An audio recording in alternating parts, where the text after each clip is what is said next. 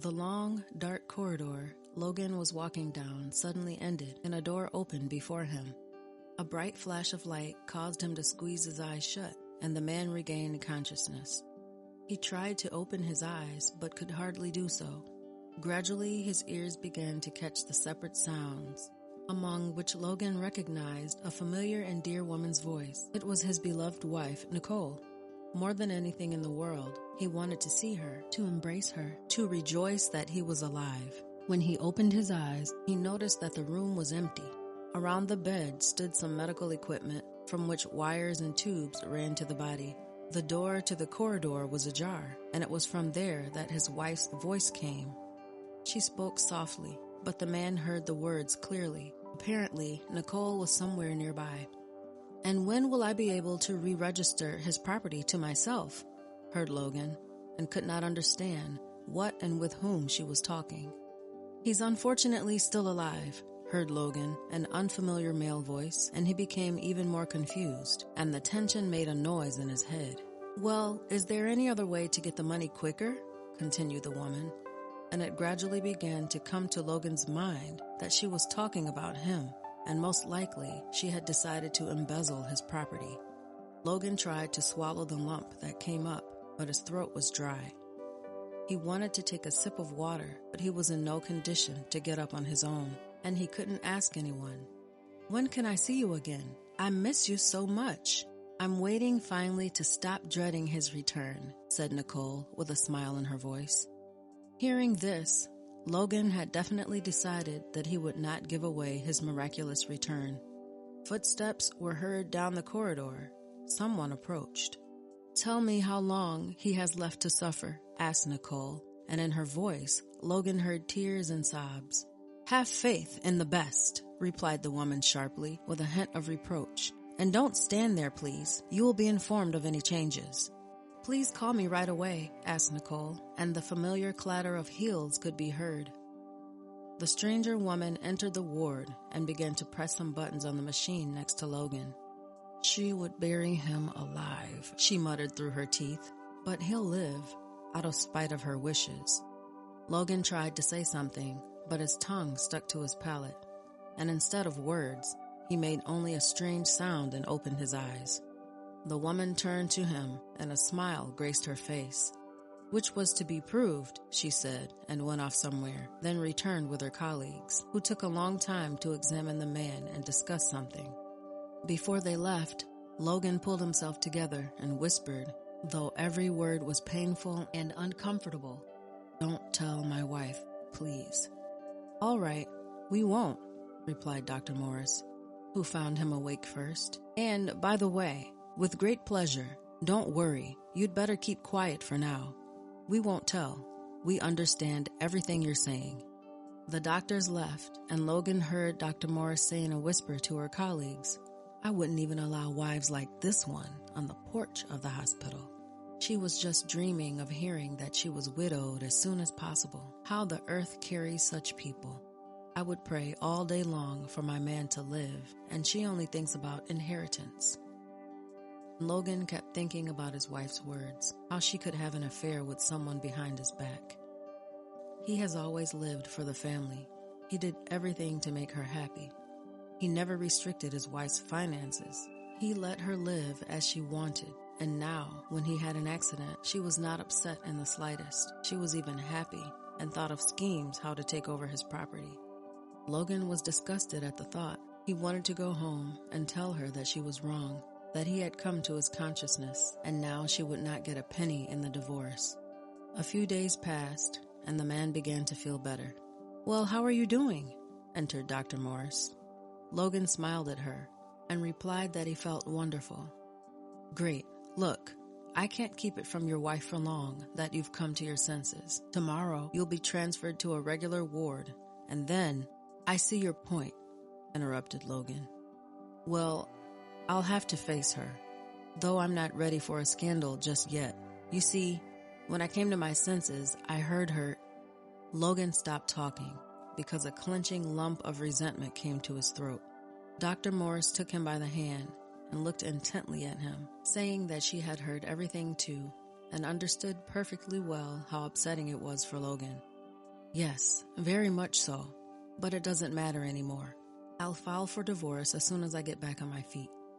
In the meantime, Nicole couldn't wait to hear that it was over and that she was now a widow. But out of spite, no one called from the hospital. Then she couldn't stand it and went there herself. I'd like to know how my husband Logan Butler is feeling. Butler. The elderly nurse began to look in the journal. He's gone today. Oh, Nicole rejoiced, and suppressing a smile and pretending to be a grieving woman, hurried away. He's gone today because he's been transferred to therapy, the nurse added. But Nicole could no longer hear her words. Logan stood by the window and looked at his wife, who was getting into the parked SUV with a big smile on her face. She was saying something on the phone, and everything inside Logan was boiling over. Deciding it was time to look into her eyes, Logan hurried to the doctor's office. I have to go home, he declared. The doctor, who was treating him now, frowned. Are you serious? You were transferred from the intensive care unit yesterday, and you're running off somewhere now. You see, this case is time sensitive. I won't stay here until it's done. I promise I'll be back as soon as I get it sorted out. Let me sign necessary papers. I'll go anyway. I'll run away if you don't let me go. After signing the necessary papers, Logan hailed a cab and drove off. When he entered the house, he saw an unfamiliar man walking around the living room in just his underwear. Let's get rid of this fireplace and put a great sound system in its place, he said excitedly. I'm sorry to interrupt your idyll, said Logan as he entered the living room. Nicole went instantly pale. She was shocked, as if she had seen a ghost. That thought must have been running around in her mind at the moment. Logan, oh, how can you be here? Was all she could ask. Shut up, he replied squeamishly. You have 10 minutes to grab your stuff and leave, because my guards are coming here soon, and will kick you out if you don't hurry. Logan, I thought you were gone. I didn't know how to cope with grief. Nicole began to sob pretentiously, not wanting to lose the money that was promised by marriage. And you immediately found a replacement for me, smirked Logan. Get out, Nicole. The words of Dr. Morris suddenly flashed in his mind. I would pray all day long for my man to live, and Logan felt deeply grateful to her. After all, not every doctor has so much faith that his patient will recover. If it were not for her, perhaps Nicole would have even been paid to help him get to the other world as quickly as possible. The thought made Logan to cringe because he wanted to spend the rest of his days with his wife and dreamed of the day when she would give birth to his child. Nicole was rebuking her husband as the guards escorted her and her lover out of the gates of the house. But Logan was untouched by her words. Love had disappeared like an inscription on the seashore. Logan called in specialists who changed all the locks in the house in a couple of hours and asked the guards to keep an eye on the house while he would be healed. Back at the hospital, as promised, the man tried not to think about how much one accident had changed his life. During the couple of weeks while Logan was in the hospital, Dr. Morris visited him several times to check on his health. She and Logan chatted about everything, and it helped get rid of the bad thoughts. After he was discharged, Logan got busy with the divorce proceedings. As he had expected, Nicole began to claim her share of the property acquired during the marriage. But in addition to the property, Logan had taken out a large business development loan, and the loan would have to be divided as well. This is why Nicole agreed to sign a document renouncing her share of the property. She got the divorce, she cursed Logan, and said words that a person would never utter in their right mind. But Logan paid no attention to her. Instantly, the woman was nothing to him.